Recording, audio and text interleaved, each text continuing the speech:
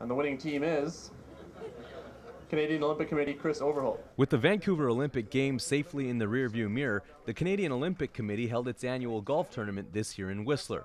Olympians like two-time medalist Denny Morrison were hoping to cash in on the funds, even though programs like Own the Podium continue to exist. Yeah, the Own the Podium funding was pretty amazing. I mean, a lot of it, sometimes athletes don't necessarily see how much it's doing to help them, because it goes into their programming, into the coaching, and into the support staff. And from that perspective, they did tons for us. Canada's Minister of State for Sport says athletes can rest assured that the government's commitment will continue, with or without medals. When they're performing, when the athletes are performing in the Olympics, and the difference between, first and fourth or first and fifth is fractions of seconds, and it's such a high level of competition. We're not going to say, you've got to get this many medals, so you've got to do this.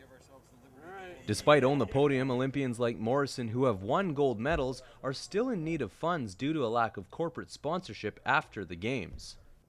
It's kind of rude to say you expect sponsorship, but I mean, you sort of hope you get it, right?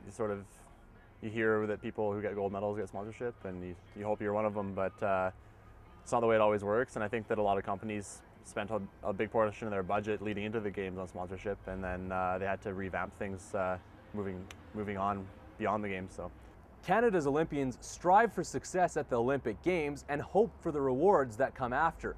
But as we've seen, that's not always the case. And so events and fundraisers like these are all the more important. Shahid Devji in Whistler for BCIT Magazine.